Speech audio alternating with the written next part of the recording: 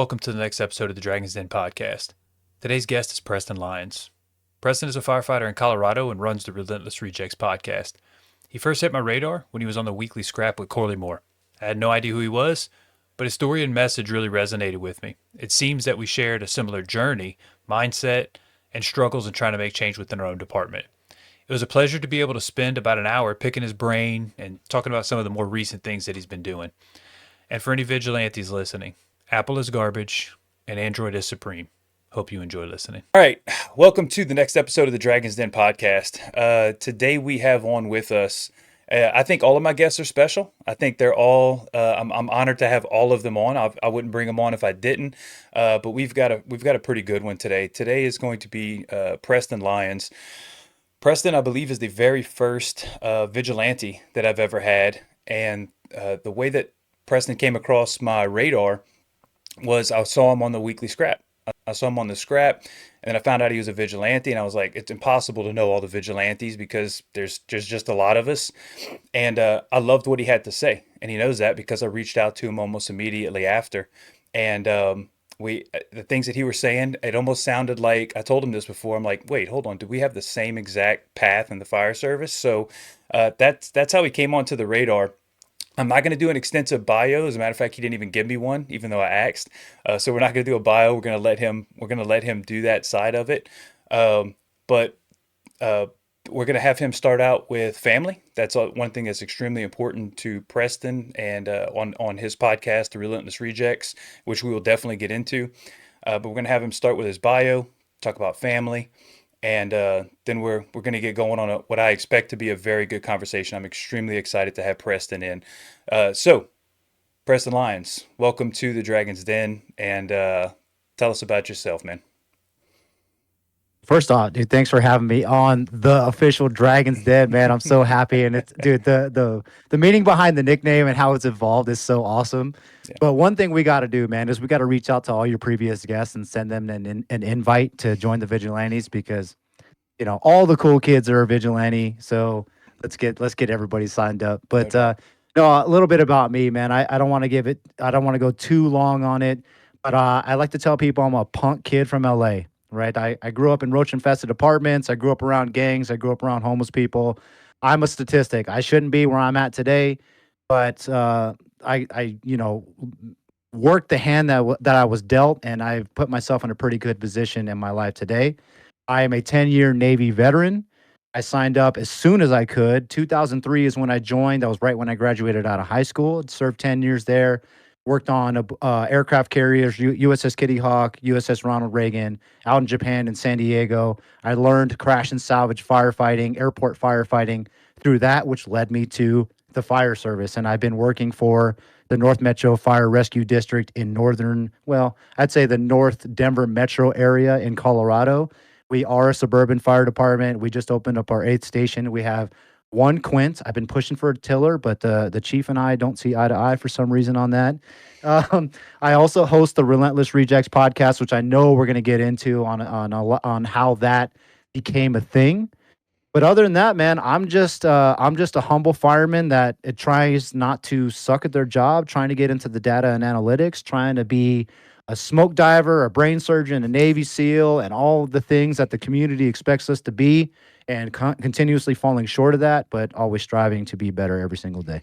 That's beautiful. So, yes, I reached out. I reached out, gave you a bunch of topics, and I was like, oh my goodness, this could be a 6 hour podcast, but we're going to try to keep it flowing pretty well from point A to point B. But one of the things that you always do with your podcast that I don't do nearly enough of is talk about family first. I should talk way more about family, but you always start your podcast with family, so we'll keep that tradition alive. So the first topic of the many that we have to get into is we'll start it with your family. So for those that once again, for those that don't know, Preston always has his guests start out with the family, why they're important, and kind of shout those people out because they are critical. Once again, I don't. So Preston, go ahead and start Yo, with your family. Yeah, and I believe the family first thing is important because it's easy for us to say, but it's really hard for us to put into action, especially for into the job firefighters that are always trying to learn, always trying to get to the next level, always trying to network, always trying to just feed their brain. Sometimes we tend to forget that our family, you're taking away from your family the more you put into the fire service. So I always try to say, let's acknowledge our family first before we get into the heavy details of the fire service. I am a husband. We just celebrated our sixth wedding anniversary, which is pretty crazy because I'm surprised my wife even said yes to begin with. And then we have a almost 2-year-old daughter, Lily Reagan, and she was born 2 months early. She was in the NICU for 2 months. She was born at 2.5 pounds. She's lucky to even be here with us today. I almost lost my wife in the OR at the same time. So very, very fortunate to have them, and they are my driving force. They are the reason why I get out of bed.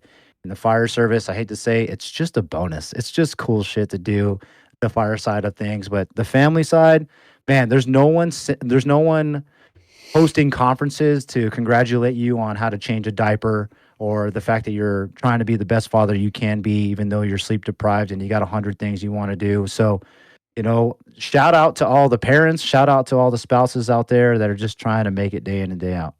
Yeah. So from there, I think now that we got family, we're going to have to go into, once again, I saw you on the scrap, and you're telling the same story as me with your journey from, and this might be a bit of a longer conversation, but from, where you were in the fire service to your path through conferences and what that did for you. Because once again, I have a very, very similar story. So, yeah, let us know what happened there. Yeah, I try to recall that entire journey, but I joined the fire department in 2015. I've been with the same department the entire time. When I first got out of the military, there's no way I was going to work in a cubicle. I had already been doing flight deck firefighting, like I said. So stepping into structural firefighting as a career just made sense. I felt like paramilitary organization coming off of active duty was a good transition to basically continue having a salary and a retirement. So I was definitely one of those people where my why was paycheck, benefits, so I can go, snowboarding, mountain biking, do whatever on my off time. And that at the time was my priority. I was the guy that was at work YouTubing what's the best truck that's coming out so I can outfit it to do overlanding once a year, but drop $50,000 on all the equipment, where like every firefighter does in their first 5 years of their career. I don't know why we do it, but it's common. Um, but then, shortly after COVID hit, 2020, I don't even really need to tell anybody when that came around, but I was just a stagnant, mediocre firefighter that was relying on the training that my department was giving me, which was good. We have great gear, good training, but the training happens once a month or once a quarter when it comes to the fire side of things. Very EMS heavy. That's the majority of our focus in my organization. Probably sounds like your organization a little bit. And with already having an EMS heavy culture, when COVID hit, wow, that was a lot. It was 300% times. It seemed like the EMS volume was up. We didn't have a ton of support. We have ambulances, so I was riding the ambulance. I was getting in Tyvek suits. I was bleeding from the nail beds. All the fun stuff. I don't mean fun. All the things that we were primarily focused on during that era. It turned out that it wasn't the fire service that I didn't want to be a part of. Even though I was just a mediocre firefighter, I still wanted to do the fire side of things. I wanted to pull hose, I wanted to throw ladders, I wanted to kick indoors, I wanted to do all the sexy stuff. And we weren't really doing it. And I thought that my time in the fire service was up. It's time for me to go find something else. I looked into disaster response organizations, working for FEMA, maybe being a emergency manager for the county, where I can still be involved in natural disasters and things like that, but maybe not being a part of the fire service where we were doing things that, just weren't truly entertaining to me, or at least I became burned out. The compassion fatigue, all the things that, uh,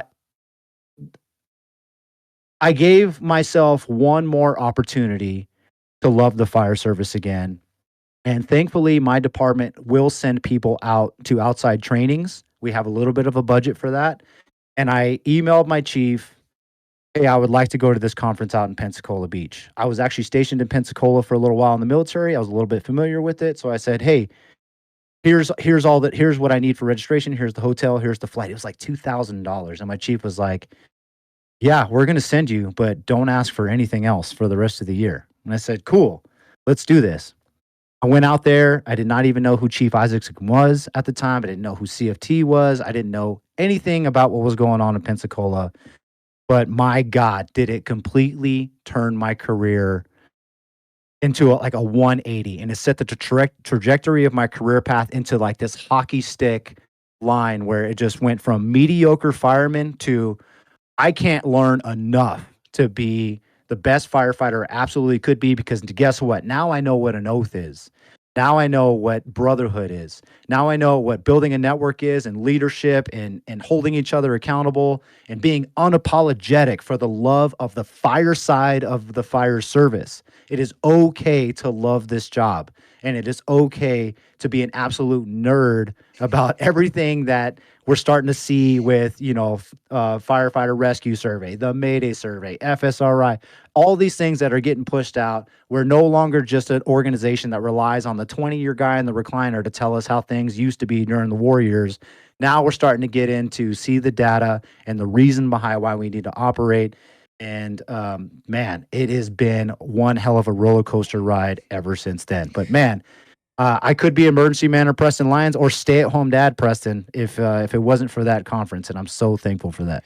Now, yeah, obviously, I said all the same stuff on the scrap, so it's not it's like I said, we have a very similar path because I got sent. I didn't even not say I didn't want to go, but I didn't even know what CFT was. I got sent because I had a training coordinator position, and I did not know a single individual over there. I didn't really understand what even a conference was. I knew kind of like I guess they go teach you stuff, but I it was yeah, it was a wild experience. I will say I wanted to ask you, you had touched, didn't you spend a little bit of time with the Scambia? Didn't you volunteer down there before you went Yep. up? So my question Yeah. is, One. with your volunteer time and with the people that were kind of in your orbit, like you didn't catch wind of training and conferences and CFT that it missed you completely in your time there? I don't think CFT was a thing when I was volunteering in Escambia, because I was talking to Corley Moore about this. He said Firehouse Vigilance started in 2018 and CFT started like a year or two before that. So say 16, 17 is when CFT started. I was in Pensacola in 2011, 2012. So Ah, CFT wasn't a thing when I was out there, and I was volunteering, and I had a great time. And here's the thing, when I was getting out of the military, I was looking into applying for Escambia, but Florida doesn't pay much for their firefighters. I think it was like $37,000 for a full-time employee for a full-time firefighter in Escambia County. So that one I couldn't swing. I could not swing that because at the time I needed tattoo money, I needed beer money, and that wasn't enough for me to sustain. yeah, your brain just wasn't in the right spot at that time. So, so you go to I know you could probably just like I could, you could probably talk about CFT and the experience there for. I mean, once again, we get that the whole podcast just based on that. But let's drift into you. You have this newfound passion. You're like, oh my God, I know so many more things that I had no idea that like firefighter rescue survey or whatever it is. There's a thing that exists that I didn't know about, and now I need a change. I need to change who I am. You probably had all those kind of those same realizations that I had, and then you took it. You went back to the department, and the short version is that everybody agreed with you, and that you were it was all well received, and that you changed everything for the better, right? I'm pretty sure that's how it went for you. Yeah. Yeah, I'm officially the training chief for the entire state of Colorado. Uh, They're like, wow, no, Preston, we man. also didn't know about that. We agree with everything that you're saying, but no, it probably didn't go Yeah. well, right? No, man, let's get into this because there's two sides of it, right? There Like definitely is. anybody that goes to a conference and they try to bring something back, a lot of times they get smashed or they are rejected for the fact that they're trying to bring something of value back to the organization. But ultimately, why is that a thing? For one, the crabs in the bucket is a real thing. When if somebody tries to step out of, call it mediocrity or outside of the level of comfort or just the small bubble they have of their organization and bring in something new. Firefighters don't like change, and firefighters don't like when you're trying to be different because call it what you want. It's I don't want to say haters or anything like that, but when you expose maybe someone's level of comfort or how they've always operated, it makes them feel some kind of way. And if you are the messenger, guess what? You are the one that they need to silence. Because if you go catch a Cruel Intentions class with Kyle Romigus and you talk about the smooth bore versus the fog nozzle and GPMs and hose packages and reading smoke and pushing, flowing, like moving and flowing and all that, and they're like, shut up, we don't fight enough fires for us to even care about that. Or who do you think you are for us to teach us something from who? Smile Comigus? I don't know who even that is. Who cares? So it's a hard fought battle. Now to defend those people that don't want to receive the message that you bring back, it's because maybe you have not put in the work to be someone worth listening to. Because once again, if I say Mike Champo, Kyle Romigus, Ray McCormick, Chief Ike, and none of the people in my department even know who those people are, who cares what you have to say to bring that back? Instead, if you put that into your own body of work and you know how to flow and move and you know how to read smoke and you know building construction and you train and you get after it every single day, people are going to start to notice and you're not rubbing it in their face. You're just showing up and leading by example and performing. Now you're going to maybe invite some people into that conversation without overloading them with look what I know, look what this newfound knowledge. I'm here to change the culture in this department where it's like we don't want to hear that, man. Just go away. We're worried about pickleball. We're going to watch, Ladder 49 for the seventh time. So it's an art. It really is, man. Yeah, and you wrote an entire article on this about basically how Yeah. to take your newfound passion back. What was the name of it? Plug it real quick in case anybody catches it. Yeah, basically it's the 5 steps to take when returning from a fire conference. And real quick, the 5 steps. Number 1 is check your ego. And the reason why I say check your ego is because there are certain people that cannot go to fire conferences for family obligations, or maybe their department won't send them and their money isn't they don't have money available to go to fire conferences because once again they have a family to feed or maybe they have a sick mom or something. Like you can't come back from a fire conference and be like, you haven't been to H Rock yet? You haven't been to Pensacola? Oh, you suck. You're a mediocre firefighter. You're a crab in the bucket. Automatically, you're going to get people to shut you out. That's step 1. So check your ego. Sure. Number 2 is know the SOPs and rules and regs in your own department. Because if you really do want to incorporate change based off something that you learned out at a conference, what are you trying to change? If you don't know the SOPs, like if you want to bring back truck culture or aggressive search, well, what do your current SOPs say about truck operations or search? Do you have anything like that? Okay, now you know where to start. You need to go way slow to even incorporate some type of search SOP before you even say that we're doing it wrong because we don't even have the foundation for it yet. So and then 3, like I touched on it a little bit, but it needs to be put in your own body of work and it also needs to be embraced by your crew. Because if you go to an Eric Wheaton can confidence class and you're the only one knows how to search with a can, but your crew doesn't, now you guys aren't on the same page. Someone's going to become disoriented or communication is going to be lackluster and maybe a mayday gets called because of your reckless what you may not think is reckless, but you're reckless because not everybody's on the same page and it becomes a problem. Number 4, know your organization's limitations. I bring up truck culture again. I am a single quint, truck inside of an 8-station department. How am I supposed to incorporate a truck culture with 1 quint? So maybe I start to incorporate a truck mindset on teaching engine company operations how to search off a hose line, how to VES beyond the door based off the limitations that we operate from. Because, you may even be a volunteer department where you're like, we can't vertical ventilate because there's only 2 of us on the fire ground. So you got to understand the limitations. And then lastly, step 5, next conference you go to, bring somebody with you because it's better for them to see what you're trying to preach and hear it themselves from these world-class speakers than for you to beat them over the head with it when you get back to your firehouse. Yeah. So that's where the article came from, and I hope it's helping people. Yeah, definitely go check it out. Read the article, excuse me. Yeah. Um, creating. So you come back, you're reasonably fired up. You're trying to make some positive moves in the inside of whether it be the fire service or your department, and you create not only fit to fight fire, not fit to fight fire. Listen to me, the Fit Fire Fortitude page, Yeah. but then that morphs into Relentless Rejects. So I want you to kind of touch on those two little projects as you start to become Yeah. that into the job fireman. Yeah, absolutely. So I burnt some bridges along the way in my early career. The same kid that was kid, whatever. He's a kid. The same guy that was watching YouTube videos on their truck and stuff like that. If you can think about who was president, same president, 2016 to 2020, the country was so divided and polarized at that time. The conversations around the kitchen table and the firehouse were very different.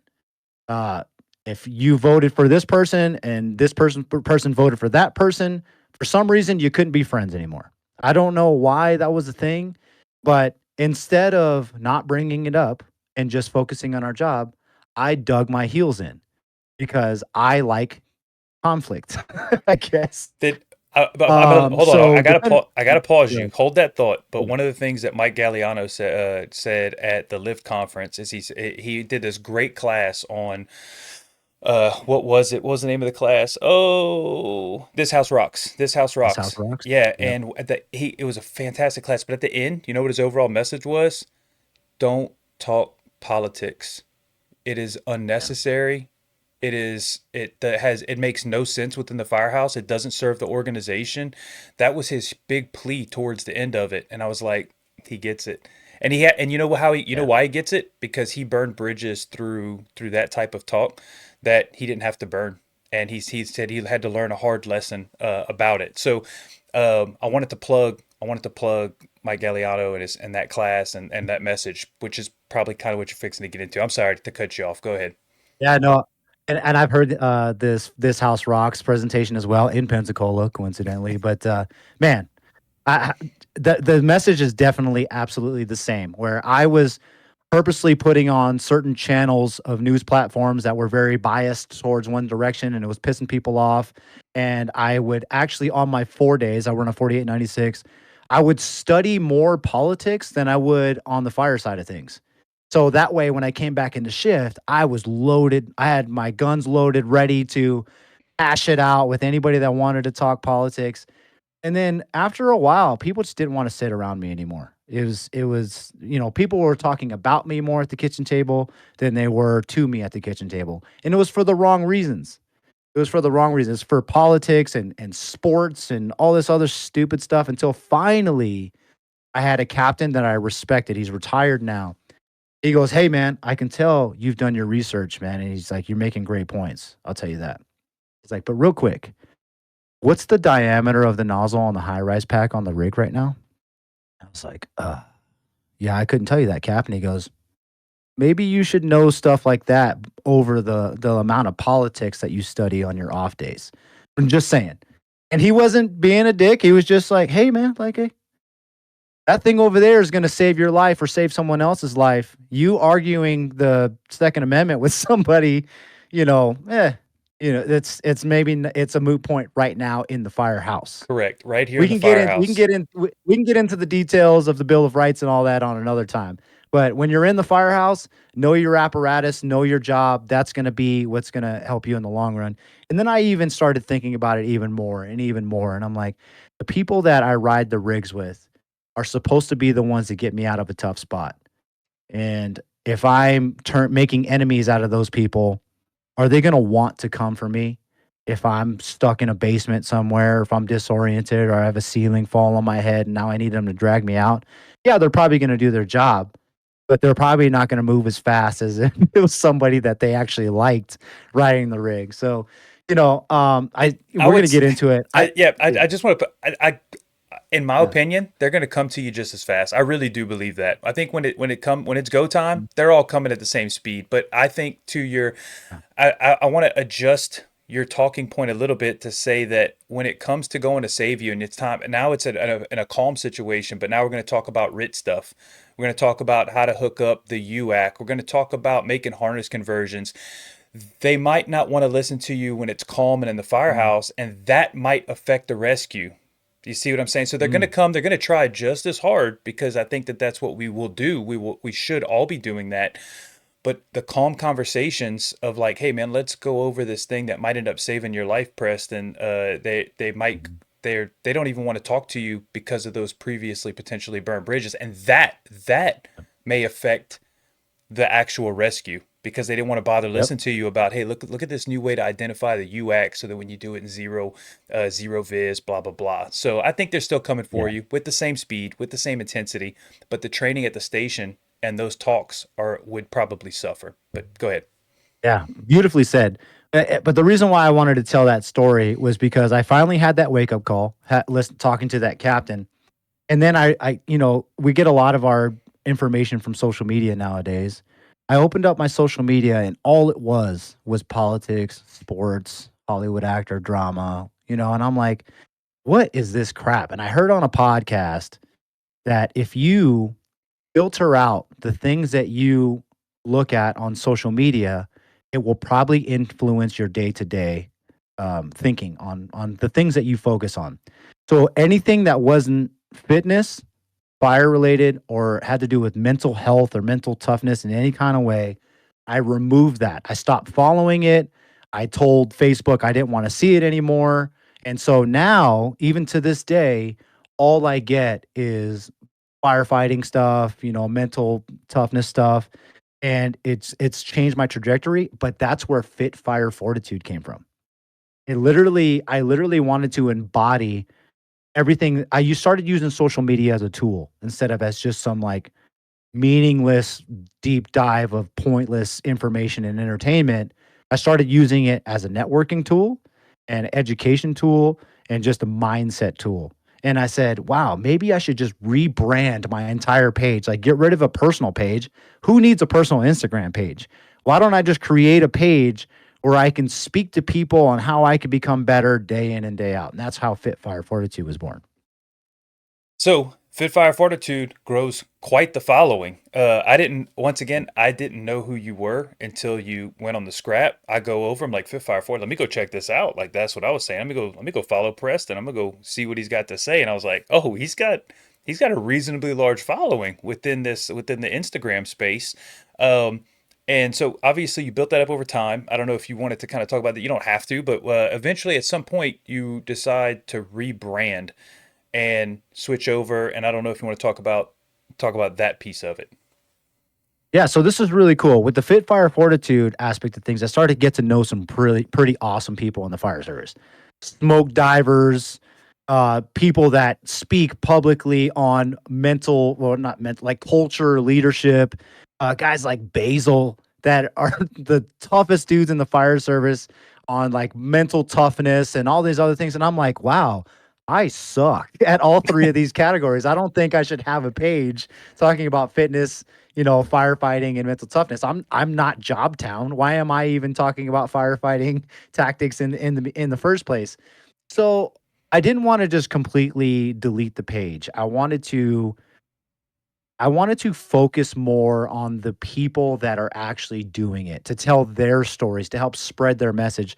Because once again, not everybody can go to a conference and hear these people. Not everybody are listening to the podcast per se, but there are people following my page that I can maybe create little clips of these people and post it and get a lot of engagement and drive a lot of traffic toward the stuff that they're doing. So that's where the Relentless Rejects was born. So the Relentless Rejects title is based on what we were talking about before, trying to bring stuff back to your organization, trying to invoke positive change, but people are maybe just not wanting to hear it because they're a paychecks and benefits firefighter. Or I call them on the 50th episode of the FDIC one, the PB and J's, the pay, benefits, and this is only a job. Yeah. There's nothing else. It's not a career. It's not a calling. It's nothing like that. PB&J firefighters, right? Unfortunately, the fire service is riddled with them, Sure. and they unfortunately are the loudest when it comes to you trying to make an impact. And so even though you are rejected by those people, for one, why should you take any advice or listen to any criticism of people that are you are not trying to be like? And then are you going to let that stop you? No, you got to be relentless with it. So even when they reject you, you're going to be relentless. So I started to seek out a lot of people that have received a ton of criticism. And we're talking like Chief David Rhodes, Chief Scott Thompson. Those people still have haters to this day, but they are making heavy swings in the fire service. And those are the people that I wanted to connect with. Those are the people that I want on the podcast. So most of my guests are doing something to make the fire service better in every single way. And I'm so happy and honored that anybody would be willing to come on the platform. Yeah, no doubt. Whenever Corley talks about being the luckiest guy in the fire service because he gets to have all these cool conversations, and he's just, he's a humble guy from nowhere who gets to talk to some big names. Like, I know what he's talking about. You know what he's talking about. Mhm. That resonates with us strongly. You brought up Chief David Rhodes. I just his FDIC speech where he's talking about trying to make a positive cultural change inside of his department. That man knows more than most, more than so many because he got fired over it. He wrote an article and got fired. He had to fight and get his job back, and it's a fantastic story if anybody gets a chance. But when he talk, it's like yes, he talks about it, but he intimately knows that this is.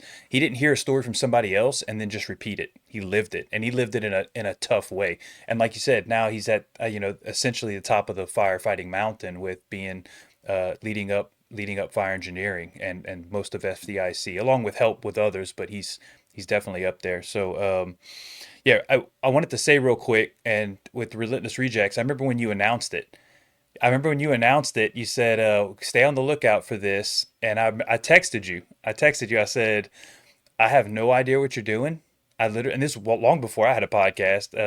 I said, "I have no idea what you're doing, but if you need help, I'm in." Because I felt like I felt it. I seriously was like, I don't know if this is I have no idea what he's doing. I don't even know what this entails. But if you needed help from me, I was like, I want to see this thing succeed. And it turned out being a podcast. But I was like, your message resonated with me strongly enough, and I'm so glad to see you taking off and episode, your past episode 50 now, doing really really well with it. So it's a fantastic brand. I listen to all the episodes. You got some just absolute hitters. I want to talk about. I know that Corley says hey man, when you start a podcast, what you need to do is shut up and let your guest talk. And I'm not doing that right now. Mhm. But I wanted to talk No. about. But I wanted to very Well, quickly mention Eric Wheaton, fantastic canned confidence thing, and you talked about Baz. I've heard you say this on the podcast before. You said I don't even invite Baz on because I can't take no for an answer, and I'm the exact same way. Baz was the class yeah. that I listened to at CFT where I thought he was speaking directly to me when he was talking about Mm. basically not sucking at your job, like holding a standard. And I was like, oh my God, he's calling me out. Obviously he wasn't, but Mm. it was a big light bulb moment for me. And Baz is one of those guys where I might never reach out to him because I can't have him tell me no. It would hurt. It would hurt my feelings too much. So when you Yeah. talk about studs and imposter syndrome with those connections that you're making, that resonates with me big time. So Mhm. Yeah, Baz is the guy I want to stand in front of and ask him after we've already kind of gotten to know each other and he knows what I'm trying to do. Because there is the social media effect of things. mm, Baz is someone that will spend more time putting in the work, creating the firefighter Mayday survey built off the backs of what Don Abbott did with the Project Mayday. And he, has, one bad tour, all these things that he's working on. And a lot of us social media people are just aspiring to have that same message through social media. We're putting in work day in and day out, but not nearly at the level of Baz. So I want to stand in front of him and be like, hey, man, I'm working. I just want you to know I'm working. I'm not a savage like you are, but like and then say, I would love to have you on the podcast to inspire other people because your message is important and it's better than anything I could ever, dream of delivering. And when I say it, it doesn't hold as much weight. But I want to tell him that to his face instead of shoot him some Facebook message and be like, "Hey, Baz, I'd love to have you on the pot." You know what I mean? Like, yeah, no, I want to do it. He's someone that deserves uh, a face to face conversation. yeah, I'm with you. Baz, if you're watching this, choose me over Preston. So anyway, I'll ask you face to face anyway. So now I'm picking. Yeah, Baz, I stick on a very very high pedestal. Relentless Rejects. You start getting going with the podcast. Um, let's back up a little bit because I do want to touch it because we have this in common, and I mentioned at the very beginning with the Vigilantes. Very quickly with me, I know that when I came off of CFT, I'll recap it very very quickly. Is that I wanted more. I wanted to know about the people that I was listening to, and so you start googling them. You're like, who's this guy? Chief out of Houston, and then you got this guy, this lieutenant out of Orlando, and then it turns out they kept showing up on the scrap. They're on the scrap again and again and again, and that led me into this cycle of just deep diving into podcasting, and that led me to once again it led me to the scrap and then the Vigilantes.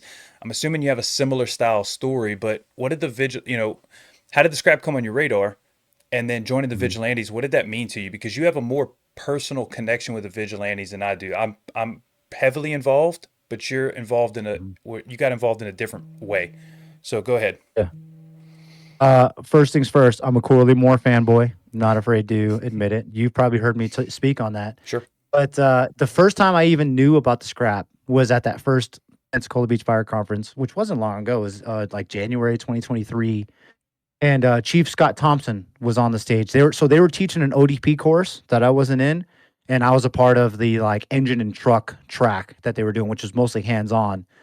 But I was speaking to a guy that was in a neighboring fire department. He's like, "Oh yeah, Chief Scott Thompson's gonna be coming on after lunch," and he just recommended that I sit into the lecture. Sure enough, Chief Scott Thompson starts talking about his book, The Functional Fire Company, and he talks about culture and neglected culture and chosen culture. I'm like, oh my God, this is the first time I've ever heard someone go so in depth on culture and why it's important in the fire service. But then he goes, if you consider yourself an end of the job fireman, you need to be listening to the weekly scrap. You need to be following Corley Moore because that's where you're gonna hear amazing people, amazing guests come on and speak more about this stuff if you really, really want to know more about the fire service. And so then and there, I pulled up, iTunes, and I'm like, okay, the weekly scrap. Started following it. Started listening. I started listening to it from episode one. So Corley Moore speaking by himself for like the first however many podcasts and seeing the evolution of it and learning more about Corley. He's a battalion chief at a 4-station department. He's not FDNY. I'm like, oh, if Corley can have this big of an impact and have such a strong message and be able to go around the country and teach the 9Ls and now the culture forge and everything that he's planning on doing in retirement, I'm like, why can't I do that? Why can't I be one of those people? So I reached out to Corley the second time I went to Pensacola, which was for COBC, still in 2023. And long story short, I didn't think he was going to give me the time of day. I said, "Hey, I was trying to connect with you here at the conference." He goes, "Where are you right now?" I said, "Well, I'm in my hotel room." He's like, "Come down and have a cup of coffee with me." And so he gave me like an hour and a half of his attention. Like, there's people trying to talk to him all at the conference, and he sat there with me for an hour and a half, and he unloaded everything about the weekly scrap and firehouse vigilance and the mission and all that. And he answered my questions on how I can start to go down that journey. And I was so very thankful. And then he finished the conversation with, "Are you going to be at the meetup tonight?" I said, "I have no idea what that is, Chief." And he's like, "Well, if you're a vigilante," he's like, "anybody's welcome, but we're having a vigilante meetup over here at this bar at 9 o'clock tonight." And I get on my phone and I sign up right then and there. Boom, vigilante, 2023 number vigilante 109 in case anybody's curious. And I went over there. I almost saw Corley chop his head off with a ceiling fan after he stood up on a table, and he delivered like he's the most humble dude. He can spit behind a mic, but like in front of people, he's extremely almost like bashful in a way. He doesn't like talking about himself. And it was cool to see that. But ever since then, I've been completely loyal and indebted to the Vigilantes. I've been a part of V90 and the V50s, and now I'm as much as I can on the Discord. I try to get in the live weekly scraps because man, the community that the Vigilantes are and how the bonds that you can make with people. I have a micro vigilante group called VFam, which I don't want to name because there's like seven or eight of us in there. It's all right. But man, we speak every day and we celebrate birthdays, the birth of kids, vacations, and we're trying to meet up at. Well, I wish I was going to Corley's retirement, but I'm not. But we just man, the relationships built through the Vigilantes is something that I wish I had in my own department, but I don't with every single member of my own department. So I came up with the message of, if you don't have the relationships or you don't have the connections in the fire service in your own department, that's okay. You can always go out and get it by joining the Vigilantes or something like that, and finding those like-minded souls that Corley says with the Vigilantes. Yeah, obviously, I'm also a Corley Stan, as the some of the kids may call it. But I know that I'm number 78, so I have you beat. I want to make sure that everybody knows Mm. that publicly. But when he signed it, with the Vigilantes, whenever he said like, "Hey, if you support the message, if you support what I'm doing, join up. There'll be some benefits later, maybe." I don't even know if he had any tangible benefits to being part of it, but I know that I looked at it a bit like a movie ticket for me. It's like, how much do you spend on, like, say, a 2 hour movie, right? And you're with the popcorn and the ticket, and it's like you walking out spending, $30 on yourself. And I said, how many hours did I invest into watching Corley's things? And of course, it was dozens and dozens, if not hundreds of hours at that point. And I didn't pay him anything. He gave me all that stuff for free, and it assisted in changing the course of my career. So when he said, "Hey, join up," it was an easy yes, because he had already added so much value to what I was doing. So I did want to say that I am not part of the VFam. I'm not part of all the iPhone boys. But I will say, and I said it on the scrap, what's cool about the Vigilantes for me is that I know that if I needed to reach out to any one of those guys, literally anyone, that they would take my call. They would know what paid, like we're on the same page. And it really does feel like, once again, I do have a small network within my own department, which is great. But I know that there's this other network of guys that I can reach out to that are supportive of, not only the things that I'm doing with the podcast, but just they're supportive of me in life, to your point, right? Hey, I'm going through this struggle. Hey, man, let's talk about it. I got this issue that's happened, or can you help me with a SOP, or do you have a training thing for this? That they're willing to help, and that's a cool thing as part of the vigilante. So I wanted to add on to that, that it is a cool group, and I'm going to plug it for Corley. I think it's a good thing. I think you should join, if you are on the same mission that we're on, fighting complacency, because we all have our complacency stories. So all right, vigilantes. So what I wanted to possibly dab in, moving on from the Vigilantes over to, you also very reasonably recently did some class development where you wanted to start teaching. So you did the article job, you did the article thing, Instagram page, podcast is rolling, and and then at some point you felt like, I've got something to share. I want to teach stuff. I'd like to hear from you about class development, and what you're teaching, and that process from you. Mm. Yeah, I don't know where I heard this from, but I heard it in someone's presentation where they talked about your story. Like, everyone has a story, and someone could benefit, someone could learn something from your journey. We all have imposter syndrome. We all feel like we live this like really cush or comfortable lifestyle, and no one cares about what we've experienced or why we're on the path that we're on. But someone finally was just saying, when you don't tell your story to other people, you are depriving them of learning something of value from you. And you are also depriving yourself from finding people that may be on the same journey as you. So a little bit about me, right? Like, my dad bailed when I was 3, roach infested apartments in LA. I had to go to summer school to get my high school diploma. The only reason why I did so was because so I can join the military. And, in the military, I chased women, got drunk, got tattoos. And after 10 years, I did my job. I was a good little soldier. But now people say, thank you for your service of serving in the military. And I'm like, man, I squandered that one, didn't I? 10 years in the Navy, and I have more tattoos and I have like awesome war stories to tell. And so I started to think about now my fire service career. I've officially been in the fire service longer than I was in the Navy, and I'm glad I had that wake up call of like, hey man, you're doing the exact same thing in the Navy or in the fire service that you were in the Navy. When you retire from the fire service and people say thank you for your service, like, that is going to eat me alive, because I'm gonna be like, wow, I didn't do jack shit for making an impact, leaving behind some kind of legacy, training the next generation, giving 110%. So that way, when I hang up my bunker coat for the last time, I am fulfilled. I feel like my mission has been accomplished. If I retire for whatever reason, like physically, mentally, hopefully it's just old age, and and I feel like I still have more to give, I don't know if I can live with that. It's just something that I struggle with the thought of day in and day out. And so I wanted to create a presentation to let people know it is okay to fight for said chosen culture. It's okay to start off with this mindset, but as long as you're trying to get better every single day, as long as you're trying to make an impact, as long as you're living an honorable life, it doesn't matter what your critics might have to say. It doesn't matter where you're what if you're not working for the FDNY. So I created this presentation called Outlast the Ideal Age. And most of us in the fire service think ideal age as like the immediate danger to life and health.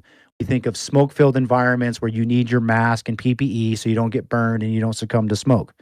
Traditionally, yes. Corley helped me come up with this thought of like, I want to speak on toxic cultures in the firehouse. You know, uh, um, the conversations around the kitchen table are more negative. Or once again, we talked about it already. Like you try to bring something back and people just smash you into the ground. Your administration doesn't support you. Whatever reason, it's a plague in the fire service that we're starting to see. We're accepting mediocrity across the fire service as a whole. Not every department, not every individual, but it's a big problem in the fire service. So he helped me say, immediate danger to life's happiness, ideal age. I didn't know that's what it stood for. That's pretty good. But go ahead. Yeah, yeah. Well, so I try to touch on both. I'll throw in some tactic stuff in there. I'll talk about, I'm a blue card organization, but this is why, vertical ventilation and search and searching in and all these things. And I talk about surviving the ideal age, like needing to get in your gear, needing to incorporate stress inoculation training, needing to make sure your crew trains beyond the basics for whatever reason. And I touch a lot of the true ideal age. But then I say, if the reason why I'd speak on more on culture and leadership is because I'm not Jobtown, because I truly believe fire fixes everything. If you're fighting 2 to 3 fires a shift, you're probably not having these stupid little micro culture problems in your organization. But the fact that we're once again running more EMS calls, we're a little more idle, we're not getting enough jobs. So now we're like a high school football team just bantering back and forth at each other, arguing over politics and sports like that. And so I try to incorporate things of like, for one, be someone worth following, right? I talk about the 5 steps of coming back to a conference. I talk about what the brotherhood means, and I incorporate a lot of the Marine philosophy. Like the Marines, they will chew you apart. Like they will eat you alive if you disrespect the United States Marines in front of them and you are not a Marine. That's just their mindset. They are trained. They are almost brainwashed in a way to have so much love and respect for the Corps. And I'm like, man, we should maybe embrace a little bit of that in the fire service. No one should ever be able to walk up to you from a neighboring department to be able to walk up to you and talk trash about your department to your face. Ever, ever. So I speak a lot of like the pride and ownership. We need to bring a lot of that stuff back. And then I try to finish it off with that whole message of please understand that when people say thank you for your service, you should not feel negatively about that statement. You should you should be proud, your chest should puff up, and you should be like, it was absolutely my honor to serve my organization and the community within it to the best of my abilities, because that is what I did. And that is the final message that I try to tell people, because we can get caught up in complacency. We can get comfortable. We can spend more time playing pickleball than we do getting in our gear. Is that okay? I don't think so. But sometimes we need a swift kick in the ass and to be reminded of that, what the mission is. So that's the whole premise of the Outlast the Ideal Age presentation. Yeah. It's good that it's like almost a story based thing. I had this conversation recently. Not conversation. I'd reached out to Corley. We haven't had the conversation yet, but it was something along the same lines, developing a new class. But one of the things that I struggle with is, like I told you offline, is starting from scratch, like being able to build.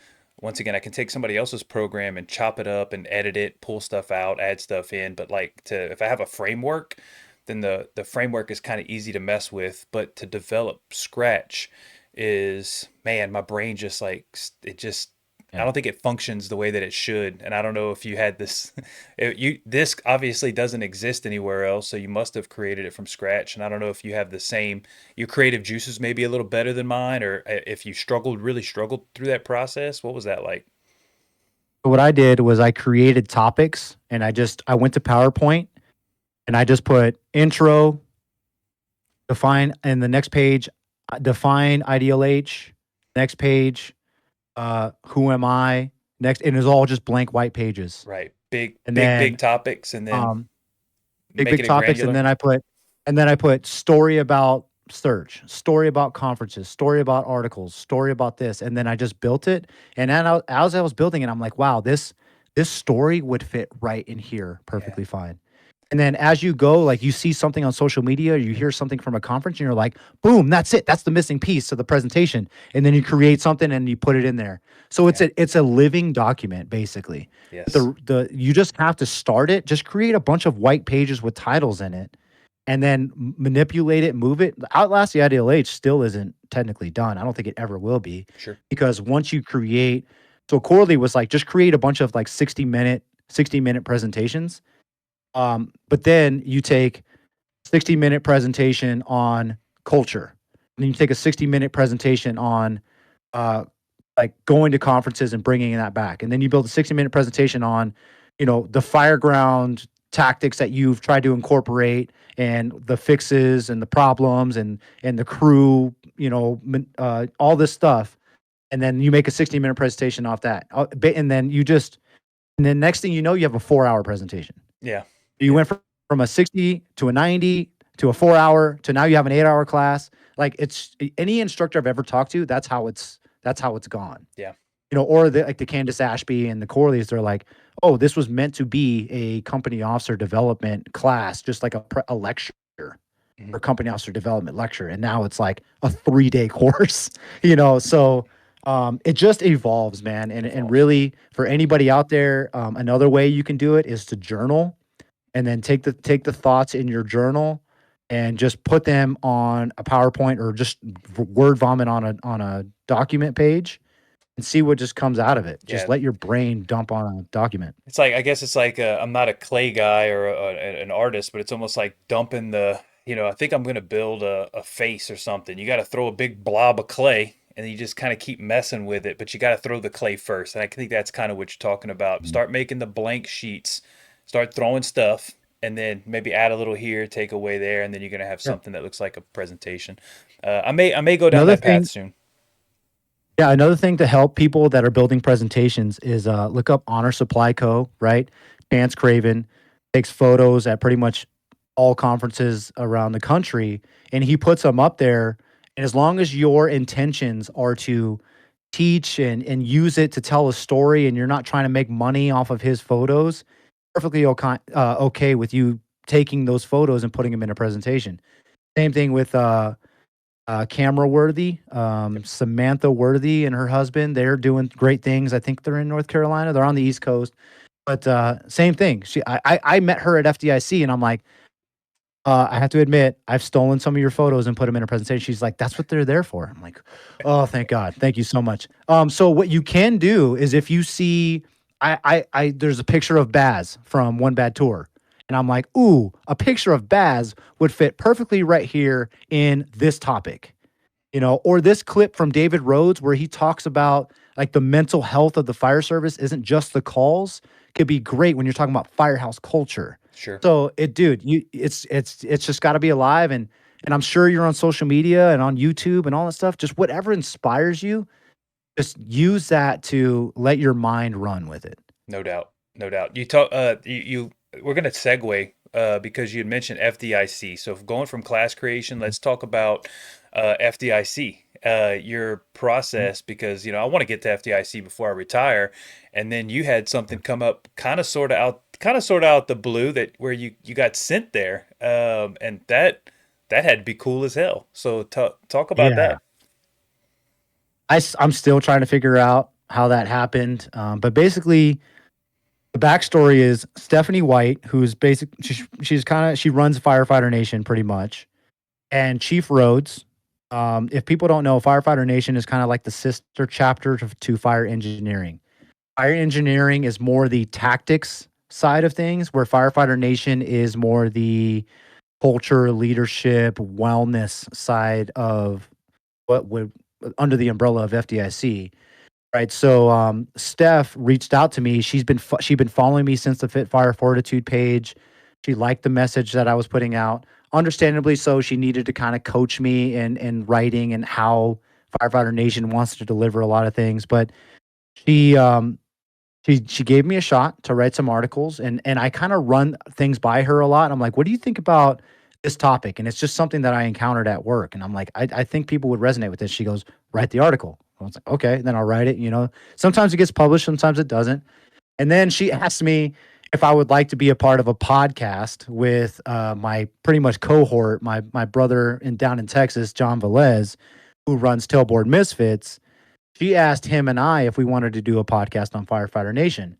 And originally it was still Tailboard Misfits. We were on there, but John felt kind of bad in a way that he was like, dude, you're Relentless Rejects. I don't want you to have to just come on and speak for Tailboard Misfits every time. And if you listen to the 2024 David Rhodes speech, he talks about revolutionaries. Like, if you want a revolution, we need the revolutionaries to basically become the decision makers to make a larger impact on the fire service. Like, we're not just here to sell stickers and hats. Revolutionaries are here to change the fire service. We're here to do bigger things. So John Velez and I actually changed the podcast to the Revolutionaries. And apparently, if you do a podcast or you write enough articles with Firefighter Nation or Fire Engineering, they'll basically bring you out and give you an opportunity to speak at FDIC, which I had no idea. But man, the Lucas Oil Stadium side, there was basically a lot of Firefighter Nation. It was the wellness, nutrition side of things. And John and I were able to go up there. We had 3 Q&A sessions where people were just throwing questions or topics at us, and we would hash them out live on stage. I thought it was pretty cool. I even had a couple guys from my department sit through it, and I was like sweating bullets because I'm like, oh crap! Like, I don't think they've heard me speak like this before. Sure. But then we did a live podcast in the fishbowl at FDIC, which was super awesome. Kind of intimidating because people were still walking. I remember Mike Champo walking by and poking his head in the glass, and I'm like, oh my god, like mid sentence, like, oh shit, there's Mike Champo. Man, it was a great opportunity. I hope to get another one. But for anybody that's wanting to get involved with Firefighter Nation, if you have something to say, if you have an idea about an article that you think would fit the culture, leadership, firefighter wellness standpoint of things, reach out to Steph White, either on Facebook or Instagram. She's always looking for new writers, people to keep the Firefighter Nation page fresh. But yeah, I have no idea how we got out there, but that's basically the journey behind it all. Yeah, and you said that it got cut short because you were only allotted for a certain period of time, right? So it's not like you got to do the whole whatever 5 6 days experience, but so you were kind of popping in, popping out, but still a very cool experience overall. Yes. So Steph said, like, basically the speakers or the instructors, they had only budgeted to come out from Wednesday to Saturday. So I missed the opening ceremonies on Monday and Tuesday. I missed the hands-on workshops. Like, Corley was out there teaching on Sunday or Monday, and I missed that. But I can't complain when they're Nope. paying for the flight for me to come out. So maybe next year we can convince them. Yeah. Maybe I can yeah, So join the combat challenge thing to justify me coming having to come out there sooner. let's talk about if you want to. It almost kind of the networking side that the that not only the vigilantes but the podcast itself. That what is your experience with networking from your side? Because obviously I have it from my side, which I've I'm always blown away. But speak to Yeah. reaching outside of your department and that process. I almost want to say networking came from the imposter syndrome side of things. We talked already about coming back from our department and trying to bring something back of value and basically getting the "who the hell do you think you are" thing. And then that one sit down with Corley, where I was able to have one on one with one of the superstars of the fire service, and for him to give me his undivided attention, like it was nothing, like it was like It didn't bother him in the least, and I thought I was inconveniencing him, but he was more than happy to do it. And then if I can get Corley to do it, maybe I can sit down with Chief Scott Thompson. Maybe I can talk with, whoever was on this podcast or something like that. I would reach out to him. Um, some of my favorite people in the fire service I haven't even met yet. Rob Fisher, Eric Wheaton, uh, people that are making big impacts. Why would I not want to surround myself with those people? And so that's what the mission behind networking is. I felt that I was not worthy of sharing a message or even having a platform or podcast. So I would constantly almost validate what I'm doing by just connecting myself to people. And these people in the fire service are some of the most amazing people on the planet, right? They're more than willing to give you their time and energy. I've never had someone be like, "Oh yeah, you want me to come on the podcast? That'll be $300 per hour or something." Like, no, never. Like, they're more than happy. They're willing to do it. And then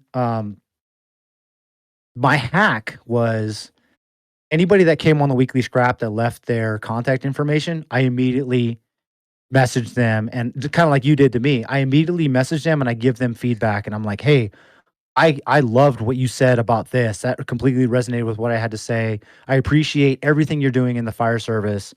Just to let you know, I'm supporting what you're doing out here in Colorado."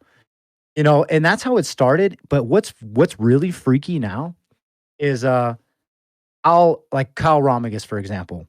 He was at Mile High. Or no, he was at Mile High, but I saw him again at FDIC. And I said, "Hey Kyle, I don't know if you know who I am, but I just wanted to officially shake your hand and say hi. I'm Preston." He's like, "Dude, I know who you are. Like, it's all good. Like, I know who Preston Lyons is." And I'm like, "You're not supposed to know who I am. Like, you're Smoothbore Cartel. Like, you have engine company resurrection. You treat cruel intention. I'm some dipshit behind a microphone. You're not supposed to know who I am."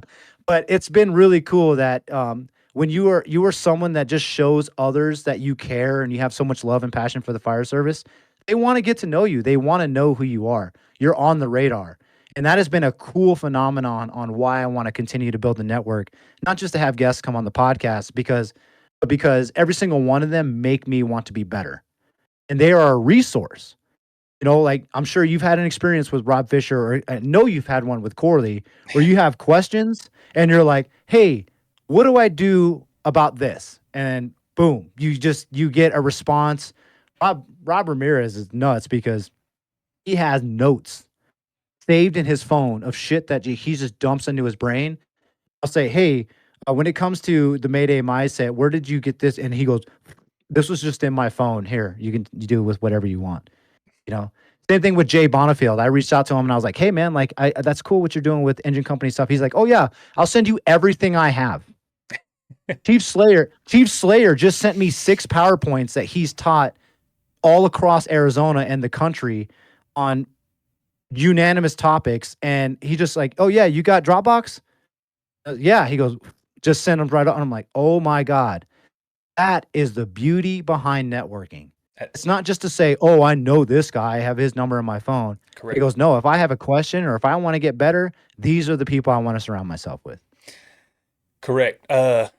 Yeah, I'm gonna try to keep it short once again. They're listening for Preston, not me. But yeah, I had a bunch of experiences like that. I have not talked to Rob Fisher yet, but I have had that experience with Corley. Like, hey, I'm struggling with one quick thing was with imposter syndrome of being invited out by Chief Sparacella to teach a small town. And I was like, whoa, I'm not like that's not the mission. That's not what I'm trying to do. Blah blah blah. And Corley gave me some words that I instantly texted Sam. I'm in, based on what Corley said. And to be able to have a guy at that level that has been through the teaching and he had the right message that I needed to hear in order to push me over. So I've had that, but also with Dustin Martinez, and I've talked about that on the scrap already, where I heard him talk and he said, if you're trying to change what you're doing within your fire department, or whether it be search or whatever the case, he goes, just reach out to me. And I remember thinking to myself, like, bullshit, like he's not going to even respond back to me. And then lo and behold, he's like, yeah, here's my Google Drive, and like, here's all the stuff. here's all the stuff that I teach. It wasn't like a sectioned off piece, like, okay, this is what I get to the scrubs that contact me, but I have all the gold over here. It's like, no, here's everything that I have, you can have it. And that impacted me so much. And that's what when I teach search within my own department, that's what I pull from. That's what I've been chopping up the last 4 recruit academies. And I'll continue to chop and modify and whatnot. But that means when people call me, when people are like, hey, do you have search stuff? I go, yes, watch this. Here's everything that I have because I've been shown how it's supposed to be done by other people that are so much more, that are so much better than me. They've shown me the way. And so the way is now, if I have it, you have it. If you think I have something and I have it, it is now yours. Go, Yeah. go change your department. Go change your area. Go do it. And I've had those, like I said, I've had those very similar experience. I will say that something that happens to me, and I don't know if it's still happening to you, is I remember when I started the podcast, it was basically the first like a bunch of episodes were all local guys, local, and I was like, eventually I'm gonna start to reach out. It seems like every time I reach out to somebody that I think is like, man, they're gonna tell me no. Like I have a little bit of a panic where it's like, man, I can't be like the Stone Brothers were the two more recent ones. Yeah. Like those guys are so high on my like they're probably going to tell me no and I got to set myself up and they're like, yeah, sure, we'll come down and do it. I'm like, oh my god. But then the next one, there's going to be a next one beyond that where it's like, oh, they're going to tell me no. Like I've had a couple of yeses recently where I'm like, they're going to tell me no. Like they're going to tell me no for sure. And they're like, yeah, well, come on. And it's like, oh my, this is crazy. But I keep having the same, I should not expect that anymore because it hasn't happened. But for whatever reason, I have that imposter syndrome of like, who am Yeah. I? Who am I to be talking to these guys? You know? So anyway, It doesn't go away though, dude, because of course we're gonna keep talking about Corley because we're vigilantes and our platforms probably wouldn't be here if it wasn't for Corley. 1000%. But it's funny to hear his story about I mean, he had been doing the scrap for a little while at least. And his I think it was Lasky or it was Salka. And he wrote him like a Facebook message about trying to get him on the scrap, and he was He closed like his sent eyes. it and then closed his computer. Yeah. Because he didn't want to see the response. That I have Yeah, that. and yeah. I still have that feeling. What I've gone to now, I don't know if you do it. So if anybody's watching this, that's a big name that may be listening. They won't, but if they are, what I'll do now is because I can't accept rejection. When I reach out to these people, I'm like, hey, listen, I really would love for you to come on, but don't tell me yes or no. Just the door is open if you feel like you have something to say. That way, if they don't say no, they'll just be like, okay, thanks for. I'm thinking like in my head, they'll say, hey, thanks for reaching out, and that will be my way of knowing that it's a no without them having to say no. But what do they always? So far they go, yeah, I'd love to come on. I'm like, oh, Yeah. but I can't accept the rejection, and everything is a panic. Like, Yeah. should I reach out? No, I probably shouldn't reach out. And I go through this freaking the same struggle that Corley was. It's like, man, I feel that. That's visceral to me. But anyway, That's like asking a chick to the like Sadie Hawkins dance or something. You know what I mean? you're not quite What, sure. dude? One thing I also hate is like the red receipts or a text or like a Facebook message or something like that. Like my biggest fear is that I'll ask someone to come on and then it'll just say red. And I'm like, they didn't want to respond I back. They know just that. ignored it. I know that they saw it. I remember Yeah. I asked Rob pretty early on to be on, and he had said yes. And then a bunch of like that was so many. That was probably a year ago, and a bunch of stuff had happened Mm. to where it just things weren't lining up. And I remember he never reached back out to me. He said yes, but then he never reached back out to me. I was like, man, I got like he ghosted me. This is rough. He said yes, but if he didn't reach back out. But anyway, we caught him face to face, and he was like, "Oh yeah, well," he goes, I was on deployment, and I completely forgot about it." And it was, he goes, "But yeah, obviously, I'll come on." No, I'm actually that did happen, but it was Chief Riley. When I asked Chief Riley to come on, Yeah. that's when he Mm. left me on red. He left me on red. And that one was one where I reached out to him later, and he was like, "I did read it," and he goes, "I was busy at the time, and it escaped me." But he's Yeah. obviously he eventually came on. But I had that same like panic of, "Oh my God, they just looked and they didn't care." All Yeah. right, let's go I've, from. I've Go ahead. officially had one person ghost me, but I talked to them at FDIC about it, and they're like, "Dude, I completely forgot." And I'm like, "Oh, it's all good, man." And they were like, "Yeah, I mean, hopefully, I can still come back on the podcast." I'm like, "Yeah, sure. Like, we'll find a day." I'm like, "Nah, I'm good." As much as I would love, as much as I would love to have that person, I'm still like a hurt little girl inside. Like, I didn't want to show up for my party. Too Yeah, fragile, too fragile. yeah, I'm The sensitive. one of the things that we can move on to is something that you want to talk about, something that you just released recently, which was Trojan Horse Leadership. That I stole this from Dustin Martinez. I call the project of trying to teach recruits anything you pick it, Trojan Horse, kind of uh, teaching those guys from the bottom, and then that I don't call it bottom up leadership, but starting at the bottom. And obviously, you don't have as much red tape and adversity if you can teach the young ones in your department, and then when you retire, you let them grow up to hopefully do better things. But you have a I don't know if your version of Trojan Horse leadership has that same mentality, but I want you to go into it. Yeah, Trojan horse leadership came from the idea that there are some savages riding the rigs, and all they want to do is hood rat shit with their friends. And I completely get that, man. There's career firefighters that just want to do firefighting stuff, but they are the ones that are ate up with the job. They are the ones that understand the data and analytics, and they're in shape, and they read the books, and they listen to the podcasts, and they know the people, but they just want to be like a lone wolf. They just want to be good at their job. They don't want the administrative roles and responsibilities, because who does, right? Like, who wants to step away from the line to deal with the board and the voters and all these gripes and complaints? And but Trojan horse leadership means we have to infiltrate the system.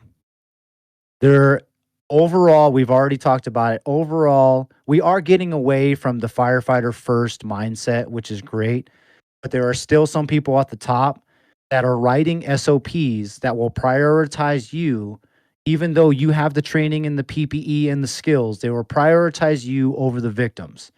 There are also organizations that will not go above and beyond in sending people to training, or they won't have special classes on company officer development.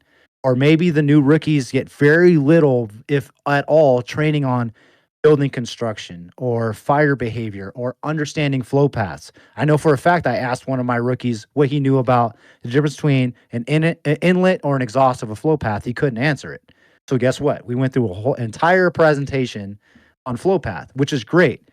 But once again, we have to Trojan horse the system, meaning we have to be the ones that are going to be willing to promote into those positions, to get a seat at the table, to be able to make decisions for your organization and ultimately for the fire service. And we talked about Chief Rhodes. He is the perfect example of somebody that has done that. Smoke daddy, smoke diver, written articles, got fired, and now he's the editor in chief of FDIC, making huge impacts in the fire service. So if you want to say, I don't want to step into those admin roles because that's where your service goes to die, and all you're doing is being a paper pusher. Well, I beg to differ, because America's Chief Scott Thompson, he's doing it right. Chief David Rhodes doing it right. And there's several other, Chief Eddie Robinson. I got to talk about this man from Cherokee Fire in Georgia. Probably hands down my favorite fire chief in the fire service. If you haven't heard him speak in Pensacola or at all, you got to reach out to him, because he is one of the most amazing fire chiefs I've ever met. So there are people doing it, but I don't think there's enough people doing it. So the message, because inherently we are all kind of rebellious. We're type A people. We never like to be told what to do. Well, if you don't like to be told what to do, then become the one that makes the decisions. So Trojan horse leadership is encouraging firefighters to step into administration roles so you can be a firefighter's firefighter at the top. Oof, Lordy, that's a tough one.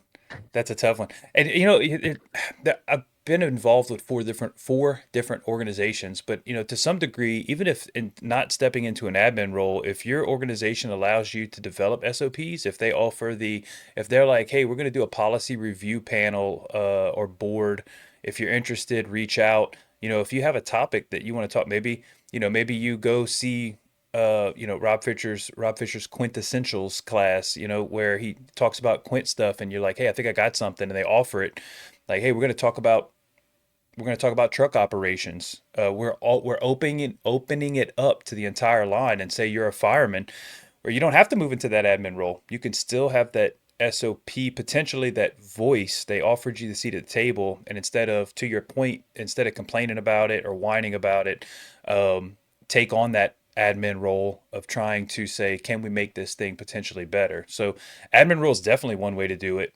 But if your organization offers you an opportunity, don't whine and complain about it. Don't whine and complain about it. Try to fix it. Even Yeah. if it's from that, say, lower, even if it's from that potentially that lower position. Um, so I completely agree with you. I like the philosophy. Yeah. The two things that I ask, the two things that I ask every guest, well, almost every guest. I have been wrong on that. There are some that I skipped, but because of time constraints and whatnot. But I ask, if you had to give your younger self advice, and I know you're reasonably young in the fire service, not like it's not like either one of us have 30 years, but if you had to go back and tell a rookie recruit, Preston Lyons, before he starts on this firefighting path, what advice, like before he goes that into that fire station, what advice would you give him to help set him up on a better path before he starts? What would you tell yourself? Well, so the rookie Preston thinks he knows everything, thinks he's invincible, can't be told what to do. He's a hot shot. Uh, the thing I would tell them, and I would try to teach them early on, is you are going to be humbled more often than you think. If you are not mentally prepared for that moment, it is going to crush you. And then you are going to have a lot of confidence issues and you're going to feel like you can't do the job. It's going to lead to anxiety and panic attacks, especially once you start a family. You can't give, you can't do 2 a days in the gym and you can't do it for clout. And you start to realize the fire service is bigger than it actually than you actually think it is. And when that Pandora's box is open, you better be ready to get hit upside the head and keep moving forward because it's coming. So please, young, dumb Preston, keep your head on your shoulders, keep getting after it, but remember that you are not as good as you think you are. All right, and the very good advice. And the other question that I always ask is, why am I drawing a blank? This is the one that I ask everybody. Oh, your mentor. Oof, Lord have mercy. Mentorship. I say it often. I keep saying it. I did not have them coming into the fire service, or what my definition of a mentor. You can argue semantics about your own definition, and we went through that process with the Stone Brothers. They had a slightly different definition, but my point is, when I say mentor for your definition, my definition to you is people in the fire service that, and I know you probably have a bunch of them because your network's probably pretty big, but people that you feel had a vested interest in your success, not just people that gave you a little bit of advice. I don't look at these distant mentors like, Baz. Baz was vitally important in my changeover, but I don't talk to Baz. Eric Wheaton, vitally important, but I don't talk to Eric Wheaton. So, who are the guys that had a real connection with you that were trying to see your success? That's who I want to know about. Yeah. Uh, I hate to admit it, but there are battalion chiefs in my organization that I thought were just trying to squash what I was trying to do. Like my ambition, the impact I was trying to make, the things I was trying to incorporate in the fire department. Uh, I kept getting a lot of pushback from at least three of my battalion chiefs that I can think of.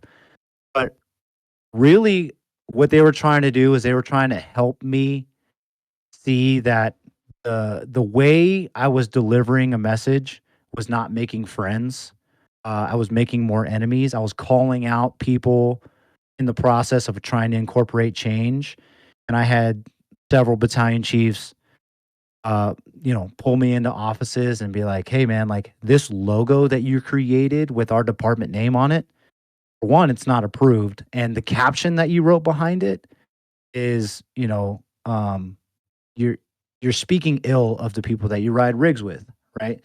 That's one of them, and I've had several other encounters of battalion chiefs on my messaging, and really, Initially, I was going to say that they had it out for me, but if they really did, there would have been paperwork drawn up because everything that they pulled me into an office for, there could have been paperwork behind it. But everything was more of like a counseling session, and they've helped me stay keep me out of trouble in a way. So big shout out to my battalion chiefs, pretty much every single one of them. Honestly, even though I don't have the best relationship, they had my best intentions in mind because more so they probably have so much love for our organization and they understand that I want to be a leader in the organization. So anybody that wants to be a leader in their organization, they want to make sure they're on the right path. Those are Excellent. good battalion chiefs. Obviously, Corley Moore was the first to be a true mentor. And the way I see mentorship, I think it has to be an agreed upon relationship between two people. Like you said, like I can't call Eric Wheaton a mentor, even though he's taught me so much because we don't have that relationship established. Corley is definitely one of those. Rob Fisher has been the guy that has involuntarily helped me um, keep my head above water because he is notorious for having a reputation early in his career for clubbing baby seals.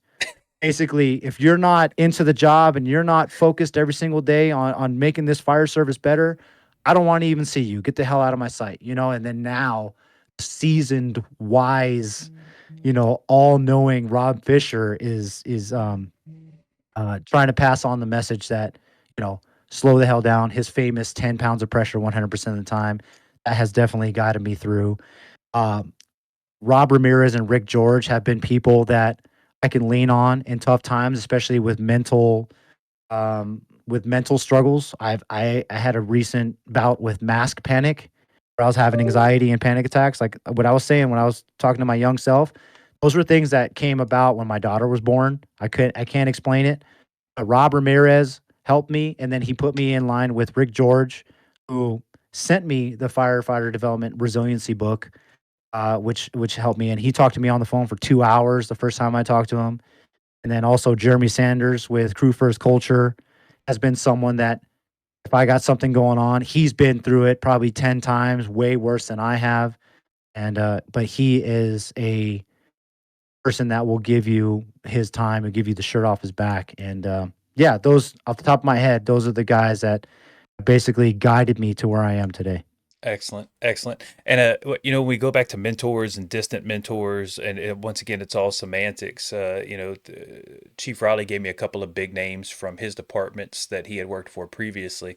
When he got to the distant mentor parts, he said, he said, I'm not even going to give you one name because if I give you one, I'm going to leave out 50 others. Mhm. And that's kind of the tricky part about this is that if your network grows where you've got all these guys that you can rely on for what those things that you feel like you need, whether it's mental health or whatever, it's there can be so many as that network really expands. So it's cool to hear.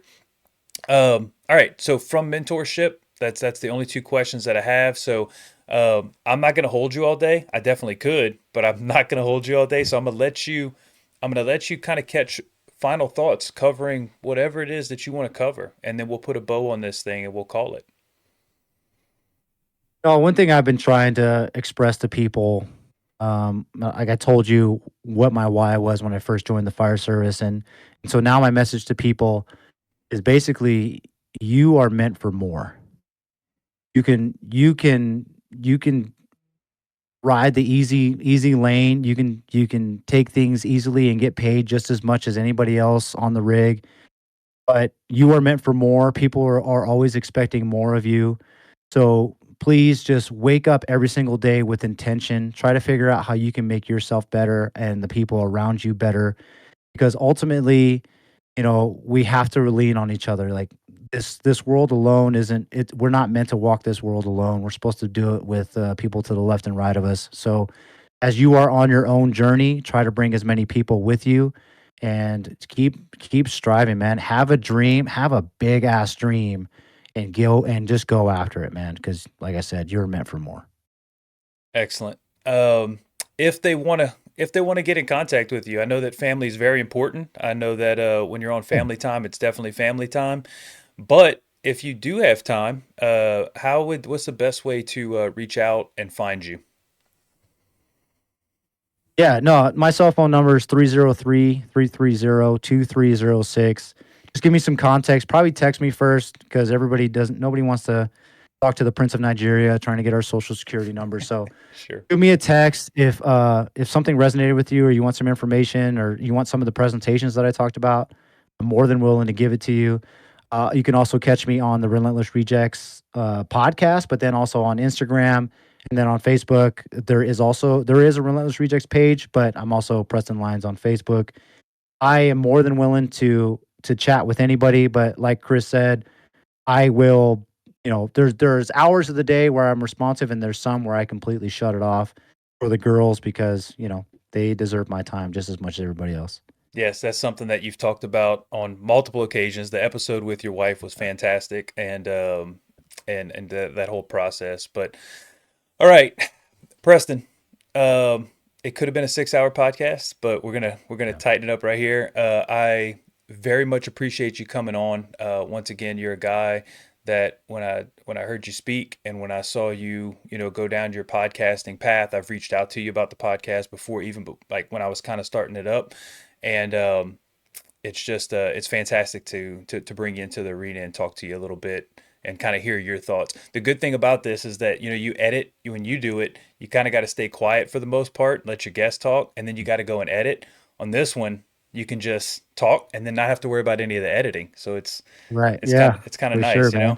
know. Hey, but give yourself credit, man, because you've been able to kind of like read through my post. You know that every single thing that I post or everything single thing I say on the podcast, there's a lot of intentionality behind it, and you and I are almost the same person. Sure. So you can pick up on those like waveforms, and you've always reached out and been like, "Hey, man, you good?"